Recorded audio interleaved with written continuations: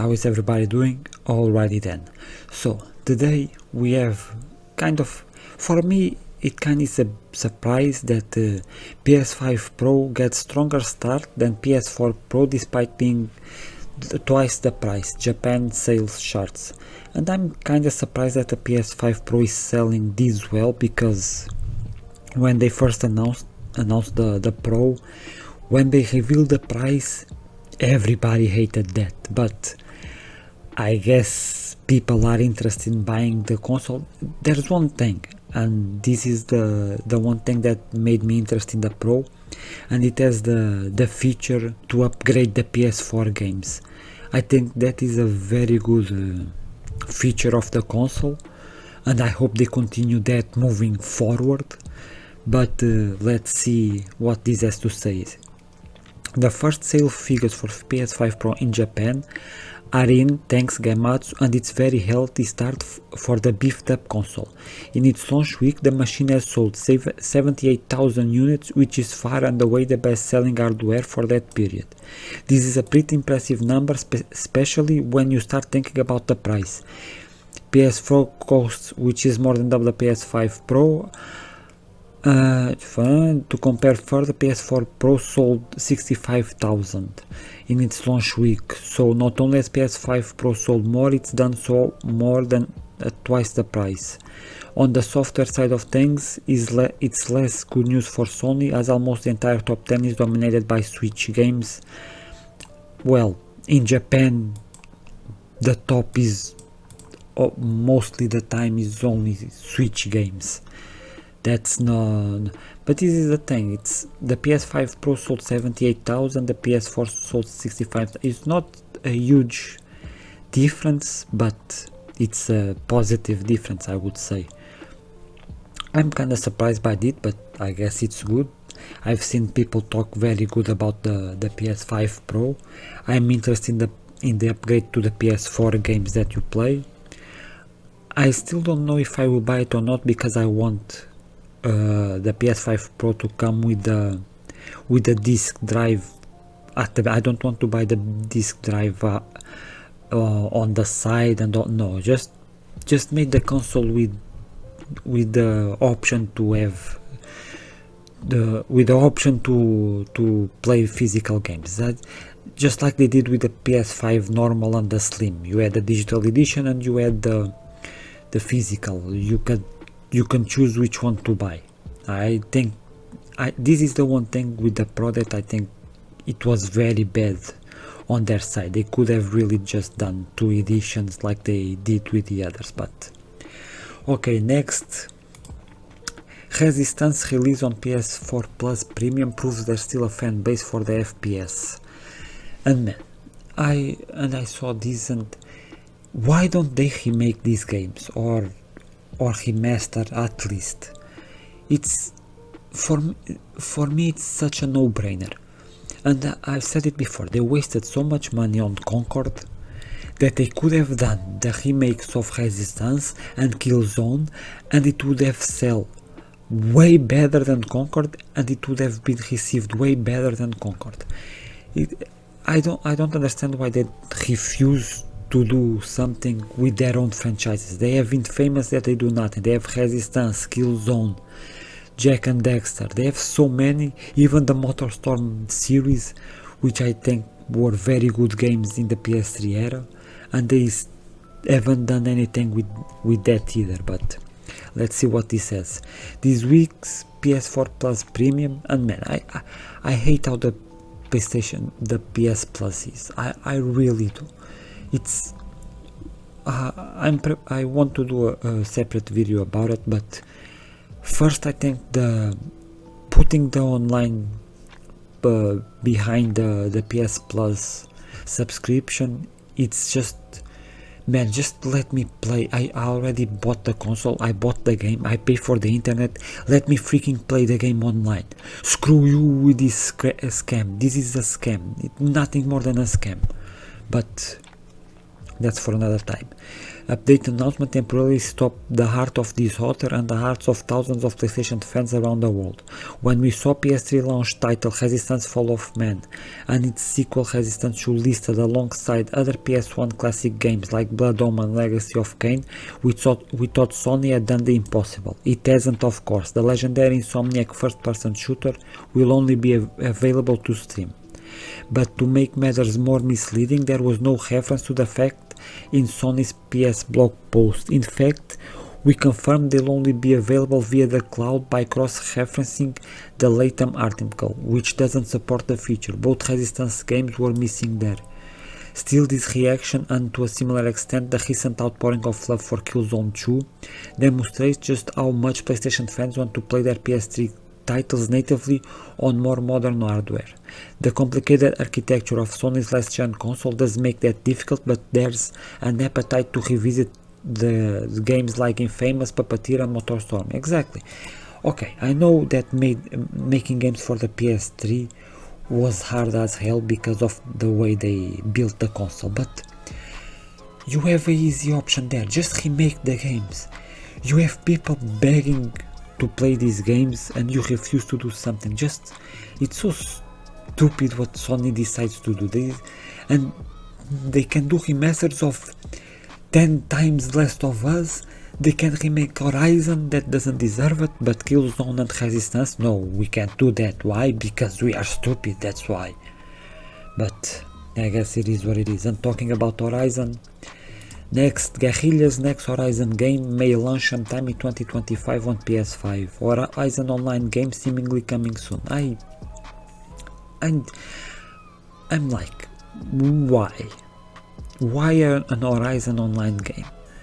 I don't think many people are begging for that, but the Horizon franchise has had a very busy year in 2024, with the arrival of Forbidden West on PC in March, Zero Dawn Remaster in October, and LEGO Horizon Adventure having just launched today. This momentum looks set to continue into 2025 if a recent job listing is to be believed. This is the thing with the Horizon games. I like them. I like the first one very much. The second one, it was kind of I didn't like how the story went, but they keep. I know people. It has its fans, but I don't think it's that as big as PlayStation makes it to be.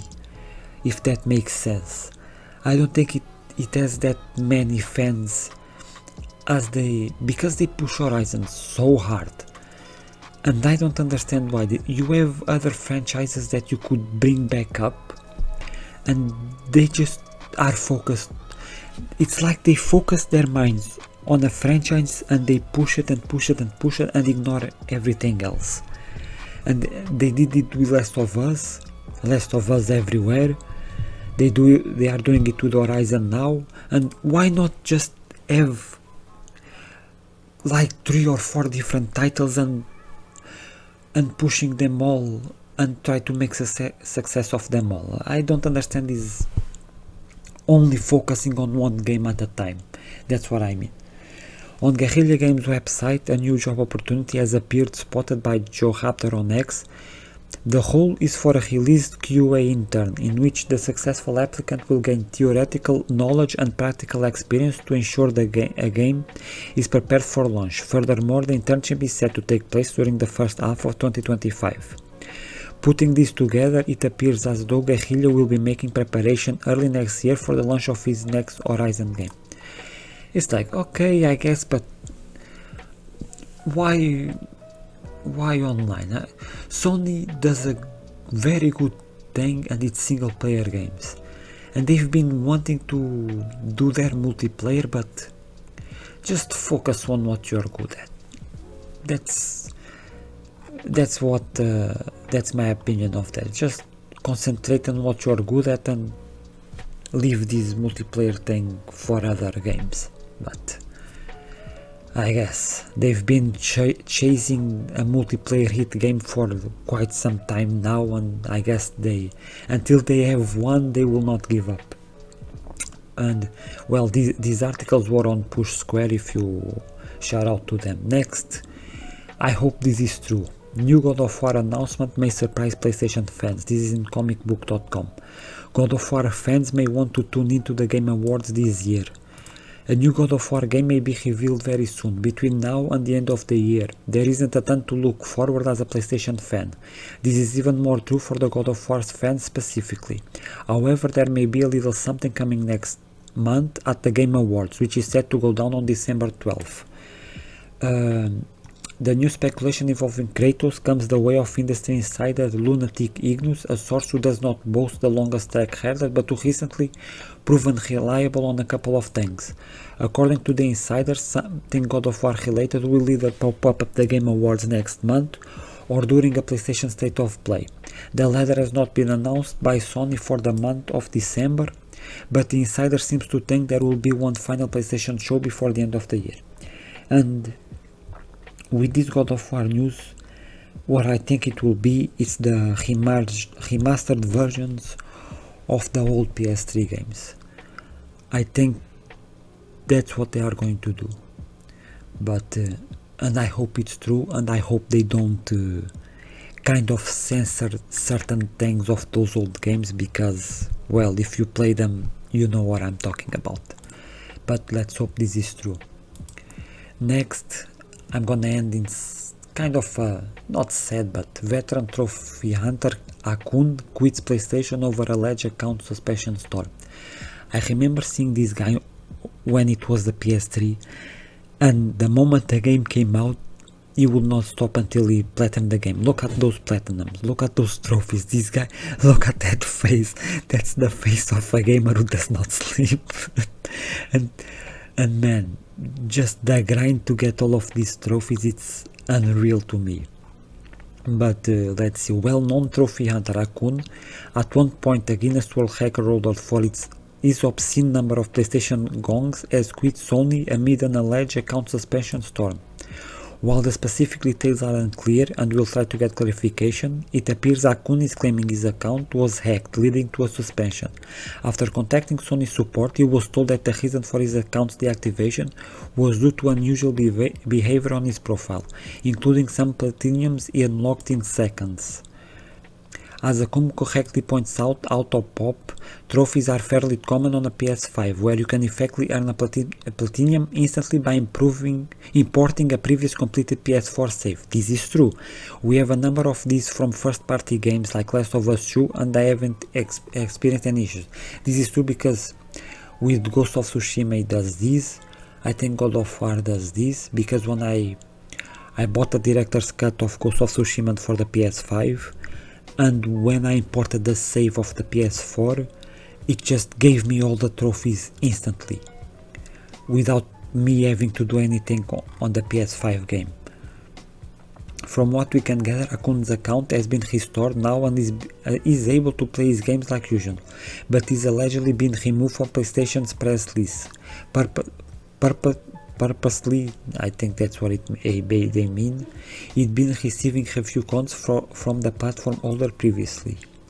All of this has prompted the veteran trophy hunter to officially retire from PlayStation, having amassed an outrageous 207,379 trophies to date. As far as we can see, he was playing Honkai Star Rail as recently as last night, so it doesn't look like he's giving up on his console entirely. Man, look at that face. This guy was on the grind 24 hours. But man, I guess the guy with the most trophies kinda retires from chasing trophies, and well, it's a shame because it was his thing. But if he had problems with PlayStation can be a bit of a stupid idiot sometimes, and as I talked before, they can do some stupid decisions when they want to. But a guy like this, that he was so popular even in the PS3 days, I think Sony should have just, hey, our mistake, here's your account back and let's continue our partnership. But I guess they don't want to do that.